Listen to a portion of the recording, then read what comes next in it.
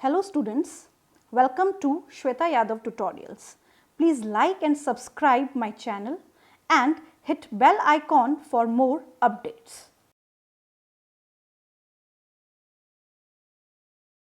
In this video, we are going to start a new chapter of class 12th, that is Biotechnology, Processes and Principle. Biotechnology वाला जो part है ये दो छोटे छोटे chapters में बटा हुआ है. पहले वाला जो पार्ट है उसमें हम पढ़ेंगे बायोटेक्नोलॉजी से रिलेटेड प्रिंसिपल एंड प्रोसेसेस, और जो सेकंड पार्ट है उसमें हम एप्लीकेशंस के बारे में बात करेंगे.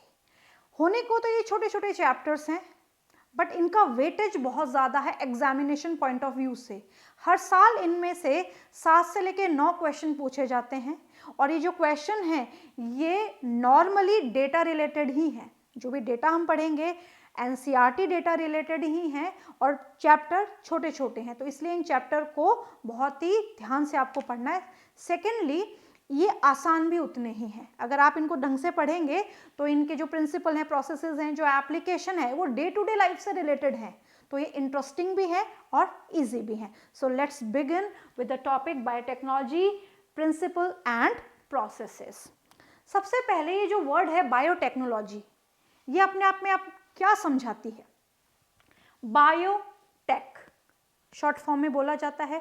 बायो का मतलब है related with the living organism, and technology, technology का मतलब है कि कुछ ऐसी टेक्नोलॉजी यूज की गई जिससे इम्प्रूवमेंट किया जा सके, चाहे वो एनिमल पॉइंट ऑफ व्यू से हो, ह्यूमन पॉइंट ऑफ व्यू से हो, या प्लांट के प्रोडक्शन से रिलेटेड हो. तो ये सारी थीम हम 1 to 1 डिस्कस करेंगे. सो सबसे पहले हम बात करें बायोटेक्नोलॉजी के प्रिंसिपल एंड प्रोसेसेस की. Clear? So the term biotech was given by Karl Ereky. ये टर्म देने वाले जो साइंटिस्ट थे इनका नाम है कार्ल इरैकी. ये अपने आप में क्वेश्चन है. बायोटेक्नोलॉजी है क्या एग्जैक्टली?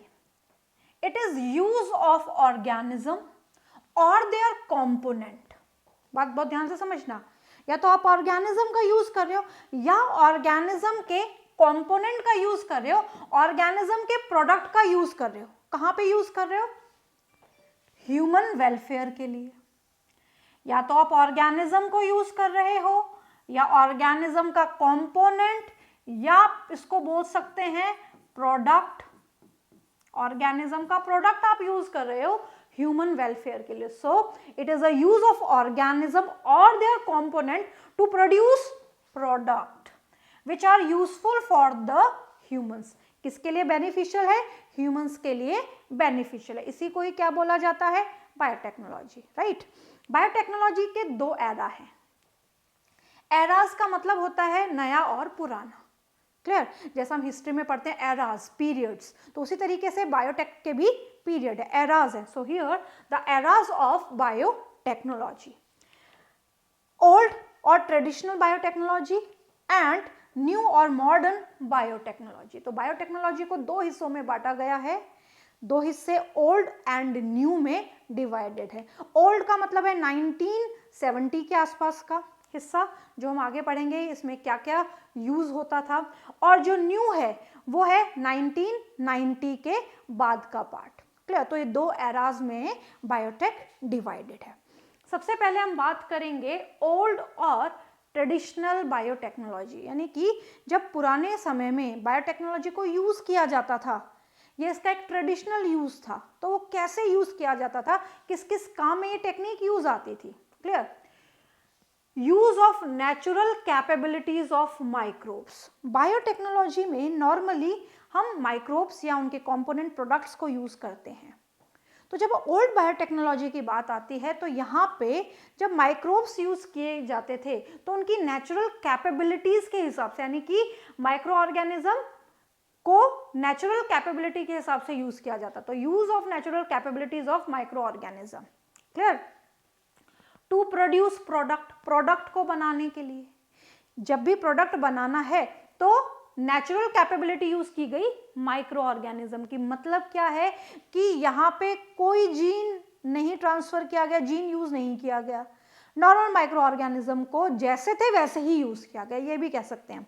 जैसे कर्ड मेकिंग बाय लैक्टोबैसिलस. दही जमाने में लैक्टोबैसिलस बैक्टीरिया का यूज़ करना। जैसा कि हम जानते हैं, हमने अपने घरों में भी देखा है कि दही कैसे जमाया जाता है, कर्डलिंग ऑफ मिल्क जिसे हम कहते हैं, वो कैसे किया जाता है।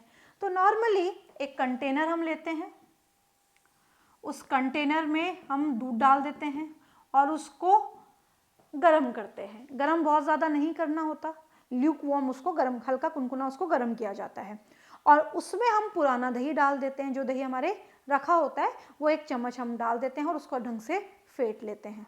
क्लियर। अब यहाँ पे जो दही हमने डाला है उसमें क्या है, उसमें है बैक्टीरिया लैक्टोबैसिलस। उसको आपने दूध में डाल दिया। मान लीजिए 1 लीटर दूध में आपने 1 चम्मच क्या डाल दिया, दही डाल दिया, तो उसमें आपने बैक्टीरियाज डाल दिया, लैक्टोबैसिली डाल दी। जैसे जैसे टाइम निकलेगा वो बैसिली डिवाइड करेंगे अपनी नेचुरल कैपेबिलिटी के हिसाब से और दही जमा देंगे। क्लियर। कर्डलिंग ऑफ मिल्क हो जाएगा। अब मिल्क था वो दही में कन्वर्ट हुआ, तो यहाँ पे एक्चुअली क्या हुआ कि जो प्रोटीन था वो एक फॉर्म से दूसरे फॉर्म में कन्वर्ट हो गया। ये भी आप डाइजेशन एंड एब्जॉर्प्शन में पढ़ के आए हैं, कर्डलिंग ऑफ मिल्क, जिसमें जो मिल्क प्रोटीन है दैट इज कैसीन, वो कैल्शियम पैरा कैसीनेट में कन्वर्ट हो गई। क्लियर। अब यहाँ पे क्या होगा, यहाँ पे हमने कुछ भी जीन ट्रांसफर नहीं किया, कोई भी टेक्नोलॉजी यूज नहीं की। टेक्नोलॉजी का मतलब है हमने कोई इंस्ट्रूमेंट यूज नहीं किया, कुछ भी नहीं किया, केवल थोड़ा सा दही लिया, दूध में डाल दिया हल्के गर्म में और दही जम गया। नेचुरल कैपेबिलिटी बैक्टीरिया ने यूज की और उस पर्टिकुलर एरिया में एक अप्रोप्रिएट टेम्परेचर के हिसाब से वो बैसिली बैक्टीरिया डिवाइड करते गए और डिवाइड करने के बाद उन्होंने दही को जमा दिया। पहला प्रोसेस तो ये। Second, wine bread production by cerevisiae. जब सैरकोमाइसिटिस सिरेविसी हम यूज करते हैं तो वो वाइन प्रोडक्शन में या ब्रेड प्रोडक्शन में यूज किया जाता है। ब्रेड बनाने के लिए हम क्या करते हैं, जब हम बैक्टीरिया लेते हैं और उसको डो में जब गूंदने से पहले डाल देते हैं तो नेचुरली वो अपनी कैपेबिलिटी के हिसाब से प्रोडक्ट को बनाता है। तो यहाँ पे भी हमने कोई जीन इंसर्ट नहीं किया। तो दही जमाना हो, वाइन प्रोडक्शन हो, ब्रेड मेकिंग हो, यहाँ पे क्या मेथड यूज किया गया, ओल्ड बायोटेक्नोलॉजी का मेथड यूज किया गया, यानी कि ऑर्गेनिज्म में अपनी नेचुरल कैपेबिलिटी के हिसाब से एक प्रोडक्ट को दूसरे में कन्वर्ट किया। So use of natural capabilities of micro organism to produce product, यानी कि नेचुरल कैपेबिलिटी के हिसाब से प्रोडक्ट बनाया गया। किसमें काउंट होता है, ओल्ड बायोटेक में। नेक्स्ट हम बात करते हैं न्यू और मॉडर्न बायोटेक्नोलॉजी। नई तरीके के बायोटेक्नोलॉजी में क्या एडवांसमेंट हमें देखने को मिला, use of genetic engineering, recombinant DNA technology. Recombinant DNA technology को यूज किया गया टू प्रोड्यूस प्रोडक्ट, प्रोडक्ट बनाने के लिए। इसका मतलब हमने यहाँ पे जीन इंसर्ट किया प्रोडक्ट बनाने के लिए, मॉडिफिकेशन किया गया प्रोडक्ट बनाने के लिए। पहले वाले में हमने मॉडिफिकेशन नहीं किया था, जीन इंसर्ट नहीं किया था। क्लियर। इसका एग्जाम्पल है ह्यूमन इंसुलिन जीन ट्रांसफर्ड इन E coli. Human insulin gene का ई कोलाई में ट्रांसफर करना। अब ऐसी क्या जरूरत आ गई कि हमें ह्यूमन का जीन ई कोलाई में ट्रांसफर करना पड़ा। आवश्यकता ये थी कि जब हम बात करते हैं इंसुलिन की तो नेचुरली हमें पता है कि जो हमारे पैनक्रियाज हैं उसका 1% जो पार्ट है वो है एंडोक्राइन, और एंडोक्राइन पार्ट ही हार्मोन बनाता है। उसमें एक हार्मोन का नाम है इंसुलिन, बीटा सेल्स बनाती हैं। क्लियर। क्वेश्चन ये है कि हमारी पूरी बॉडी में इंसुलिन बनाने का जीन होता है, बट पैनक्रियाज की सेल्स ही या पर्टिकुलर जो जीन पैनक्रियाज में है वही इंसुलिन बनाते हैं, क्योंकि वहां पे अप्रोप्रिएट टेम्परेचर प्रेजेंट होता है। क्लियर। अब जब बॉडी इंसुलिन प्रोड्यूस नहीं कर रही, यानी कि इंसुलिन का हाइपोसिक्रीशन है, कम बन रहा है इंसुलिन, तो ह्यूमन को बाहर से इंसुलिन लेना पड़ता है। जब बाहर से इंसुलिन लेना पड़ता है तो नेचुरली इंजेक्शन की फॉर्म में लेना पड़ता है। अब वो इंसुलिन कहाँ से लाया गया, शुरुआत में जो इंसुलिन प्रोड्यूस किया गया था वो एनिमल्स से प्रोड्यूस किया गया, जैसे पिग के पैनक्रियाज से ले लिया गया। जो जानवर मर जाते हैं, जो स्लॉटर्ड एनिमल्स होते हैं, उनसे इंसुलिन को एक्सट्रैक्ट किया गया और उसको ह्यूमन में इंसर्ट किया गया। क्लियर। इंजेक्टेबल फॉर्म में दिया गया। तो जब इंजेक्टेबल फॉर्म में दिया गया तो ये देखा गया कि कुछ समय बाद जो ह्यूमन है उसकी बॉडी उस इंसुलिन को एक्सेप्ट नहीं कर रही है। एक्सेप्ट क्यों नहीं कर रही है? क्योंकि जो हमारी बॉडी है उसका इम्यून सिस्टम रिस्पॉन्ड करता है, और इम्यून सिस्टम जब रिस्पॉन्ड करता है तो वहां पे वो कोई ना कोई ऐसा साइन या सिम्टम दे जाता है। उस साइन या सिम्टम में दिखाई दिया एलर्जी, एलर्जिक रिएक्शंस दिखाई दिए। जब एलर्जिक रिएक्शंस दिखाई दिए तो ये यूसेज कम किया गया। अब इंसुलिन लेना क्यों पड़ा ये भी हम जान लेते हैं। इंसुलिन लेना इसलिए पड़ा क्योंकि जो इंसुलिन है वो ब्लड ग्लूकोज को मेंटेन करता है, कम करता है, it lowers blood glucose level. Insulin जब नहीं है तो ग्लूकोज लेवल बढ़ेगा। मान लीजिए अगर किसी पर्सन का पैनक्रियाज काम नहीं कर रहा है, उसमें इंसुलिन नहीं बन पा रहा है, तो उसमें ब्लड का ग्लूकोज बढ़ेगा। ब्लड का ग्लूकोज बढ़ेगा तो उस पर्सन को होगी डायबिटीज। जब डायबिटीज होगी तो उसको कंट्रोल करने के लिए बाहर से इंसुलिन लेना पड़ेगा। तो शुरुआत में लिया गया एनिमल से एक्सट्रैक्ट करके लिया गया। वो ब्लड ग्लूकोज को कम तो कर रहा था, बट उसके अलग अलग रिस्पॉन्सेज दिखाई दिए, जिसमें एक था एलर्जी होना। अब एलर्जी होने लगी लोगों को तो बॉडी ने उसको एक्सेप्ट नहीं किया, साधारण सा मतलब है, यानी कि इम्यून रिस्पॉन्स दिखा, और जब इम्यून रिस्पॉन्स दिखा तो ये यूसेज बंद कर दिया। अब क्या करें? डायबिटीज को तो कंट्रोल करना है, नहीं तो ग्लूकोज लेवल बढ़ता जाएगा, और ग्लूकोज ज़्यादा बढ़ना हमारी बॉडी के लिए एक बहुत बड़ी समस्या है। तो इस समस्या को कम करने के लिए, इसका समाधान करने के लिए जेनेटिक इंजीनियरिंग यूज की गई। और यहाँ पे क्या किया गया, ह्यूमन इंसुलिन जो जीन था, यानी कि ऐसी जीन जो इंसुलिन बना रही है, उसको ई कोलाई में ट्रांसफर किया गया, और ई कोलाई की मदद से उसका एम्प्लीफिकेशन किया गया। कैसे किया गया, ध्यान से समझना है। जिस पर्सन को डायबिटीज है, या तो आप उससे जीन ले लें इंसुलिन बनाने वाला, या किसी भी पर्सन से ले लें, जीन तो वही है जो इंसुलिन बनाएगा, नेचुरल सी बात है। अब यहां से ह्यूमन से इंसुलिन बनाने वाली जीन एक्सट्रैक्ट की गई और इसको ई कोलाई में ट्रांसफर किया गया। मान लीजिए ये जीन है और इसको डाला गया ई कोलाई में, इसमें ट्रांसफर किया गया ई कोलाई में। जैसे जैसे ई कोलाई मल्टीप्लाई करती थी, इंसुलिन का जीन भी मल्टीप्लाई होता था, बढ़ जाता था वो। तो जैसे ही वो एम्पलीफाई हो जाता था, बढ़ जाता था, तो हम उसको एक्सट्रैक्ट कर लेते थे और उससे मेडिसिन बना लेते थे। उसको आज की डेट में बोला जाता है ह्यूमन इंसुलिन। क्लियर? तो यानी कि ये ह्यूमन जीन है, और इस ह्यूमन जीन का जब एक्सप्रेशन हुआ तो इसने क्या बनाया, एक पर्टिकुलर प्रोडक्ट बनाया जो हमारे वेलफेयर के लिए यूज किया गया। क्लियर? तो ये किस में काउंट होता है, ये काउंट होता है रिकॉम्बिनेंट डीएनए टेक्नोलॉजी में। इसी को ही बोला जाता है जेनेटिक इंजीनियरिंग। इसकी हम डिटेल आगे करेंगे। क्लियर?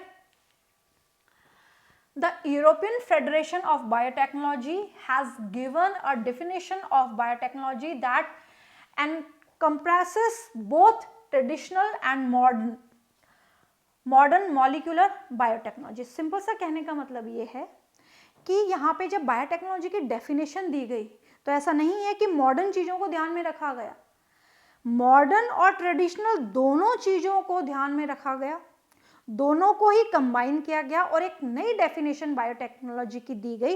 वो डेफिनेशन है the integration of natural science and organism, cell parts and the molecular analogous for product and services. यानी कि जो भी चीज़ बनाई गई, चाहे वो जेनेटिक इंजीनियरिंग को ध्यान में रखते हुए बनाई गई, या कोई भी ऑर्गेनिज्म से कोई प्रोडक्ट बनाया गया, तो वो किसके लिए बनाया गया, ह्यूमन वेलफेयर के लिए बनाया गया। तो ये डेफिनेशन बायोटेक्नोलॉजी की दी गई, जो अल्टीमेटली किसके लिए सबसे ज़्यादा अच्छी मानी गई, हमारे लिए। हमने अलग अलग टाइप की मेडिसिन्स बनाई और उनका उस पर्टिकुलर डिजीज का निवारण किया। तो ये बहुत ही इंपॉर्टेंट है बायोटेक्नोलॉजी की जो एप्लीकेशन है, उसमें आगे हम इसको डिटेल करेंगे। पॉल बर्ग,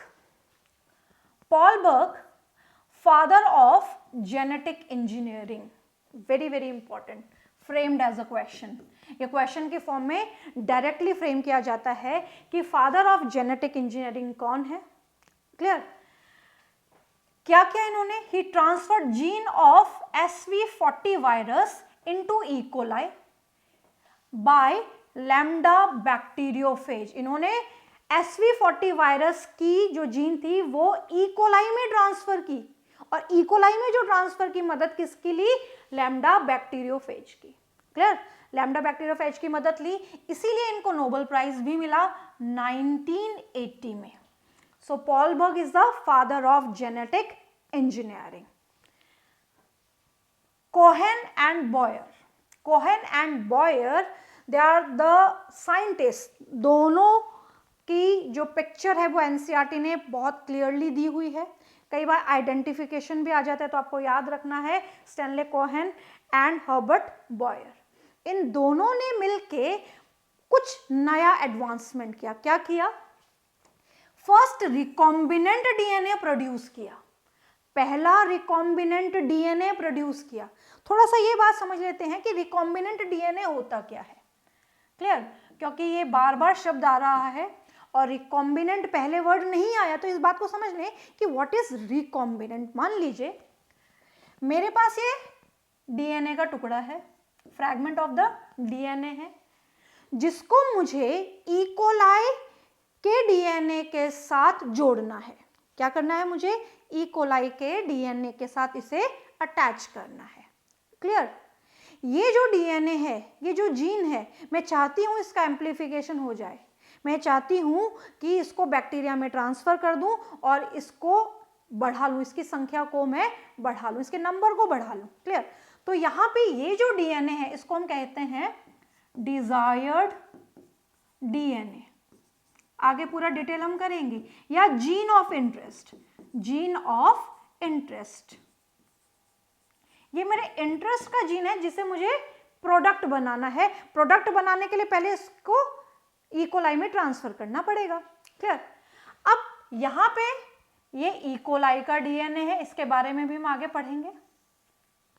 क्लियर?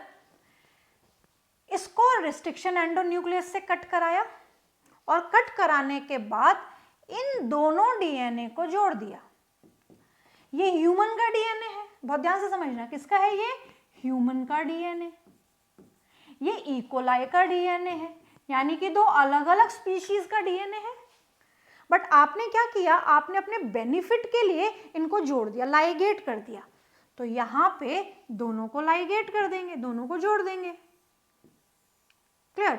तो ये ह्यूमन का डीएनए बैक्टीरिया के डीएनए के साथ अटैच हो गया। अब बहुत ध्यान से समझना, एक ये डीएनए है, एक ये डीएनए है, दो अलग अलग सोर्स के हैं। आपने इनको काटा, जोड़ दिया, ये एक नया डीएनए बना जो ना तो इससे प्रॉपरली 100% मैच करता है, ना इससे करता है, ना ई कोलाई से अब 100% मैच कर रहा है, ना ह्यूमन से 100% मैच कर रहा है, यानी कि ये नया कॉम्बिनेशन बना। और इसी डीएनए को हम बोलते हैं रिकॉम्बिनेंट डीएनए। क्या बोलते हैं इसको? रिकॉम्बिनेंट डीएनए, यानी कि नया कॉम्बिनेशन वाला डीएनए। नया कॉम्बिनेशन वाला क्यों? ह्यूमन और ई कोलाई दोनों के डीएनए से बना हुआ नया डीएनए, रिकॉम्बिनेंट डीएनए। और जिस टेक्नोलॉजी से ये बनाया जाता है उसको हम कहते हैं genetic engineering. We will discuss this in detail, right? So here the first recombinant DNA produced by linking an antibiotic resistant gene with native plasmid of Salmonella typhimurium। तो इन्होंने सबसे पहला रिकॉम्बिनेंट डीएनए बनाया। सबसे पहला रिकॉम्बिनेंट डीएनए बनाने वाले scientist थे कोहेन एंड बॉयर। तो यहाँ तक हमने पढ़ा कि इस चैप्टर का इंट्रोडक्टरी पार्ट है। इसके बाद लेटर ऑन हम पढ़ेंगे स्टेप्स क्या हैं, क्या क्या टेक्नोलॉजी यहाँ पे यूज़ की जाती है।